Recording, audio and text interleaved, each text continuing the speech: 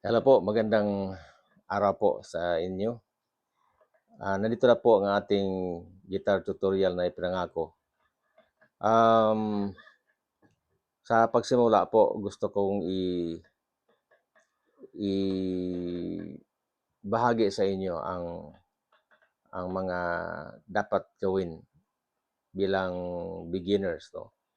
Ah, kung ikaw ay beginner, kailangan natin ang interest, okay? Na first requirement para matuto tayo ay ang interest. Okay, so walang expert na mga tao sa larangan na sila ay expert na hindi sila nagsimula. At hindi sila makapagsimula kung walang interest. Kung singer ka, hindi ka naging expert na singer o guitarist o boxer o basketball player kung wala kang interest, hindi ka nagka-interest at nagsimula ng mag-practice. Kaya dito, kailangan din natin, bago tayo ma-expert sa guitar, kailangan natin ang interest at pinakauna na requirement. Pangalawa ay time. Yung mga naging expert sa kanilang talent ay hindi naging expert kung hindi sila nagbigay ng time nila, mag-practice. Okay? So, time talaga, bigyan natin time. Pagkakising sa umaga, after tayo magpasalamat sa Panginoon, makabasa ng Biblia at mag-pray, hawak ka agad sa gitara at i-practice yung mga assignments. Bago matulog sa gabi, then ganoon din. Then susunod ang ating tiyaga, no? Kasi dito may mga challenges tayo.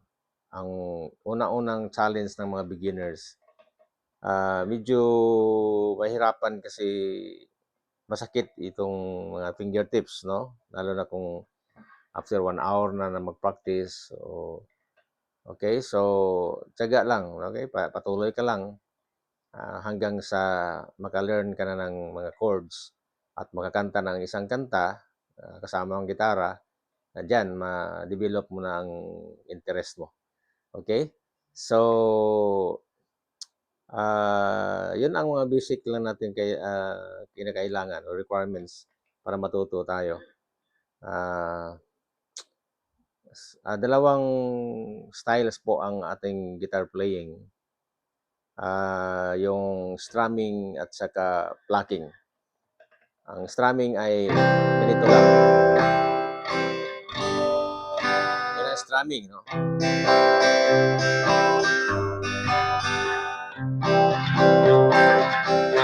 Yan ang strumming.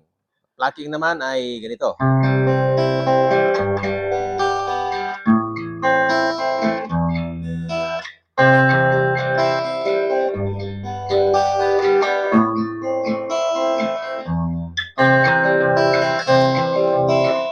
Yun ay mga plucking at strumming. Sa strumming, meron tayong maraming rhythm pattern. Okay? Yung ganito,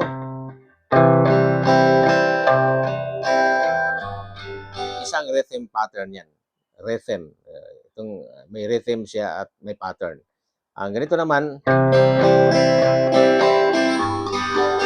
isang rhythm pattern din yun. So may 1 tayo, may rhythm pattern number 1, number 2, number 3, number 4. Sa strumming yan. Sa plucking din, meron din. Okay, so isa-isahin natin yan dito. Episode by episode. Okay, so sa first episode natin dito sa strumming, in-orient ko lang ito. Parang orientation pa lang ito, no? Sa susunod na episode, doon ko na ibigay sa iyo yung first assignment. Doon na ibigay ko sa iyo yung pattern, written pattern sa strumming. Ibigay ko sa iyo at sundin mo araw-araw sa isang linggo hanggang sa makuha mo yung pattern. At saka yung chord, ma-form mo, ma-memorize mo yung formation sa mga chords na kailangan gagamitin doon sa awit, sa isang kanta. Hanggang sa makuha mo yung chords, ma-play mo na yung chords with the certain strumming pattern. Hanggang sa makanta mo na yung kanta. Okay? So, yun ang ating uh, first episode. Sa ngayon, orientation pa lang ito, no? So, ibigay ko lang sa iyo ang orientation. At sa susunod na episode, ayun ang pagsimula sa ating learning talaga, no? Na mag-learn ka na. Dito, binibigay ko lang sa iyo ang bird's eye view. Ini-orient ko kayo sa anong unang gawin. Okay?